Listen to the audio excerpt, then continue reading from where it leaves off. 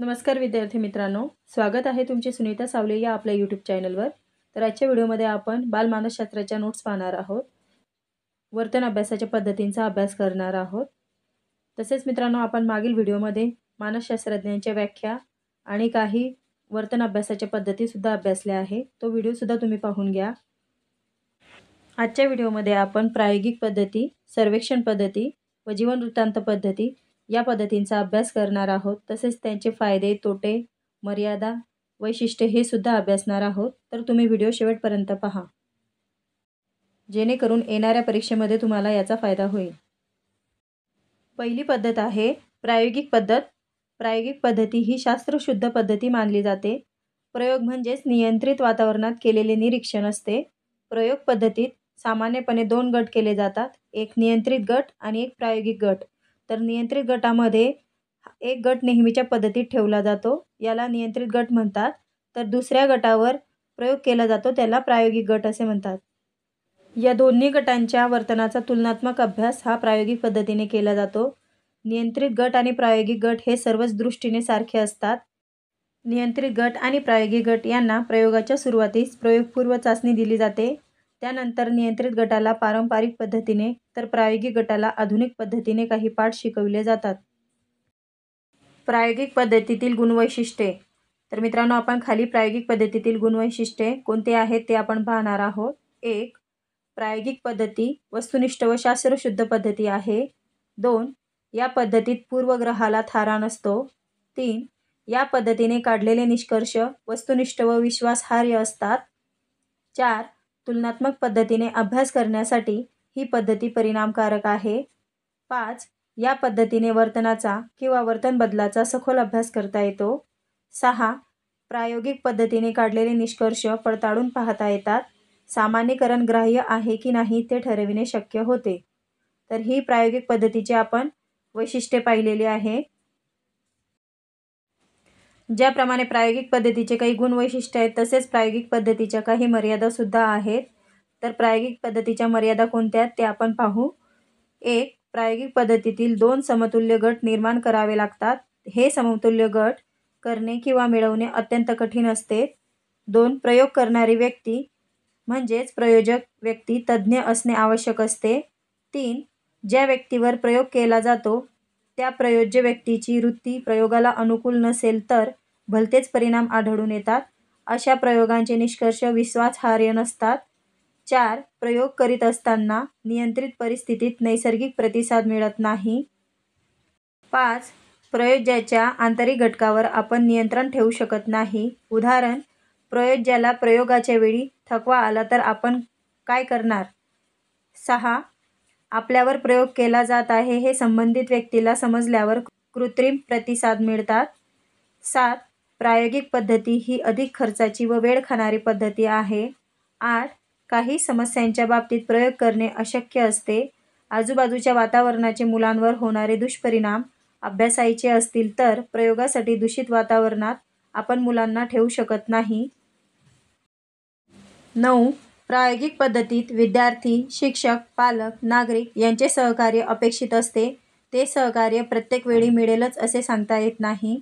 10. मानवी जीवन इतके गुंतागुंतीचे आहे की प्रयोगशाळेत गुंतागुंतीची परिस्थिती व वर्तन निर्माण करणे कठीण असते। 11. प्रायोगिक पद्धतीत इतर सर्व घटक नियंत्रित ठेवून फक्त एक घटक बदलता ठेवावा लागतो, परंतु वर्तन प्रभावित करणारे सर्व घटक नियंत्रित करणे बऱ्याच वेळा शक्य होत नाही। 12. मानव आपल्या भावना लपवू शकतो, भावना लपविलेल्या दिसून येत नाही, याचा परिणाम प्रयोगाच्या निष्कर्षावर होतो। ह्या आपण प्रायोगिक पद्धतीच्या मर्यादा पाहिल्या आहे। पुढची पद्धती आहे सर्वेक्षण पद्धती।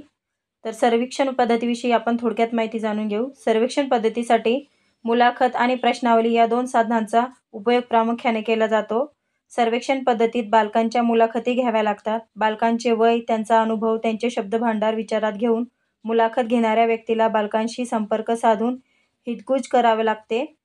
मुलाखती केवळ प्रश्नांची उत्तरे अपेक्षित नसतात, तर बालकांना बोलके करावे लागते। त्यांच्याकडून आवश्यक ती माहिती कौशल्यपूर्णरित्या आपणास काढून घेता आली पाहिजे।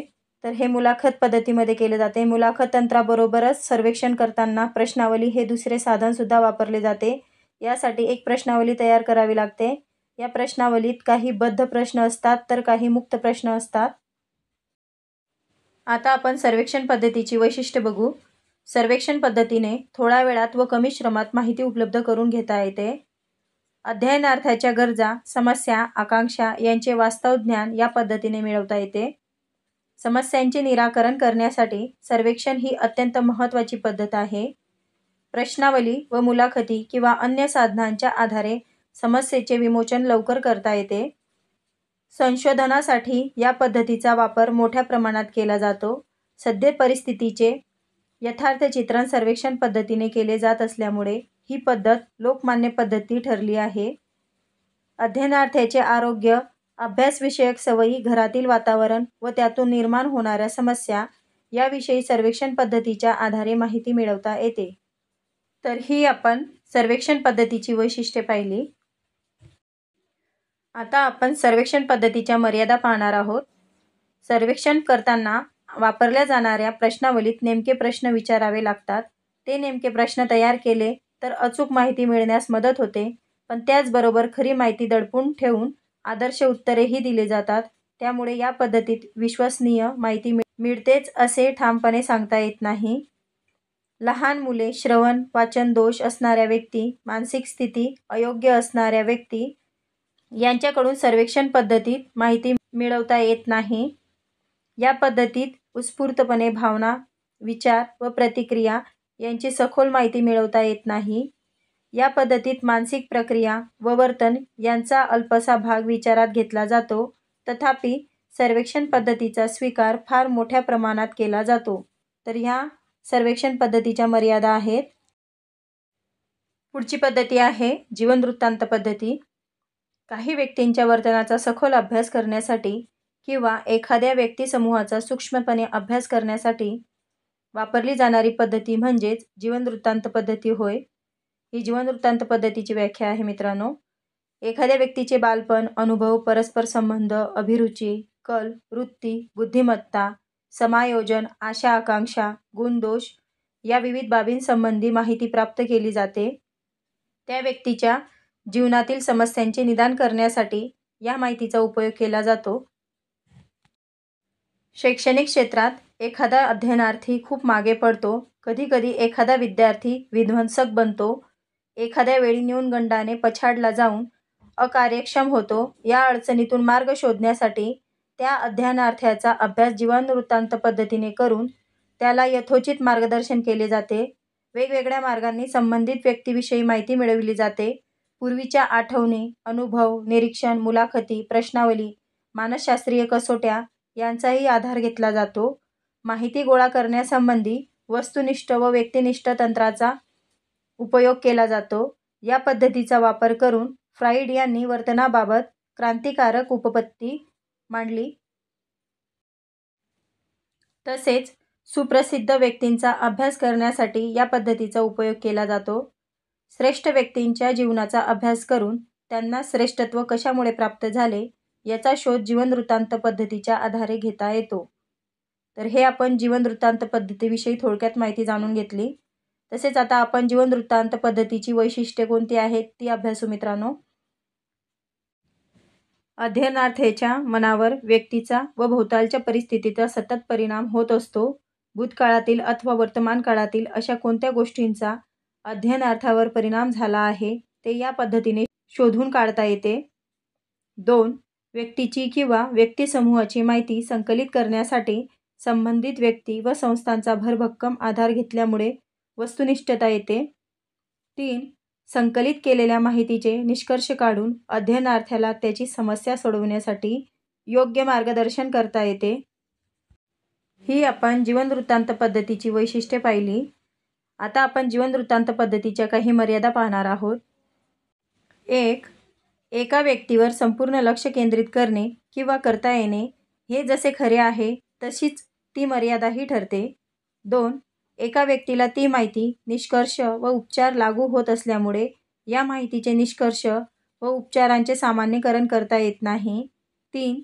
व्यक्तीसंबंधी माहिती गोळा केली तरी ती एकांगी असू शकते. 4. जीवनवृत्तांत पद्धती अधिक वेळ लागणारी व खर्चिक आहे. 5.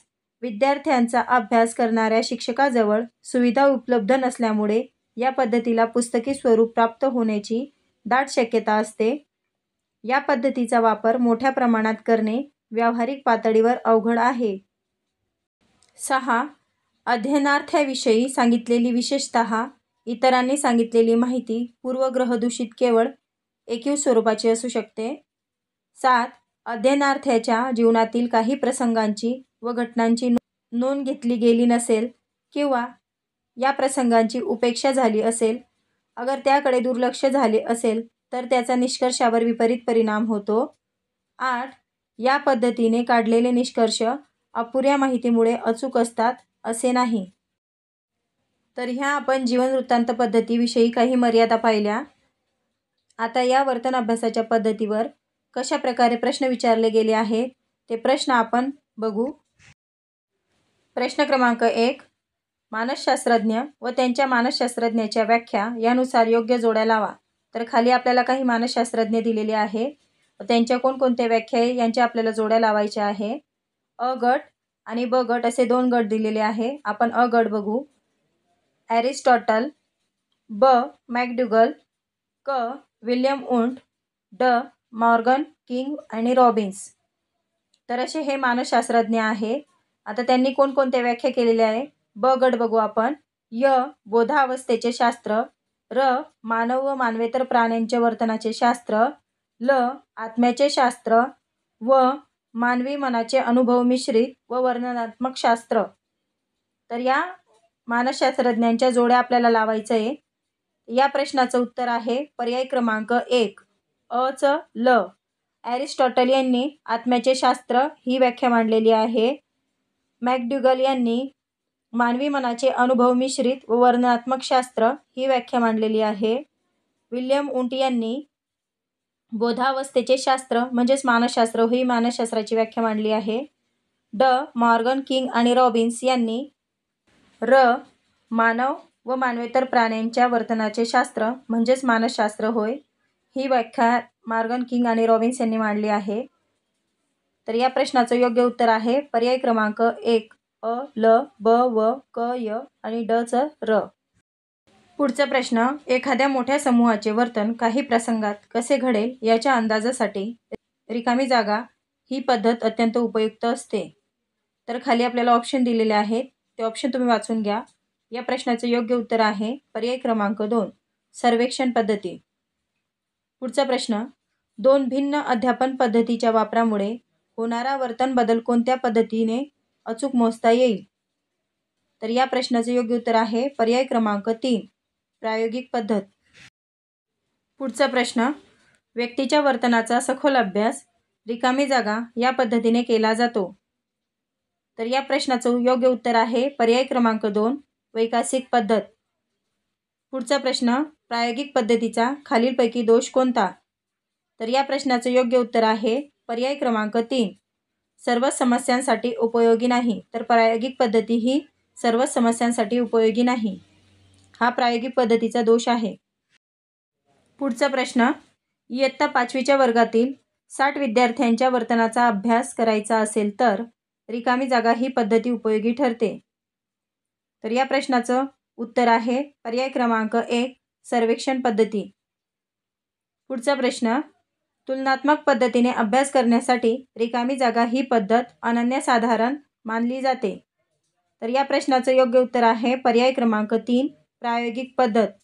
तुलनात्मक पद्धतीने अभ्यास करण्यासाठी प्रायोगिक पद्धत ही अनन्यसाधारण मानली जाते. तर अशा प्रकारे आज आपण वर्तन अभ्यासाच्या पद्धतींचा अभ्यास केलेला आहे. तर पुढच्या व्हिडिओमध्ये आपण मानसशास्त्रज्ञांच्या उपपत्त्या पाहणार आहोत. मित्रांनो, व्हिडिओ आवडल्यास लाईक, शेअर आणि सबस्क्राईब करा. धन्यवाद.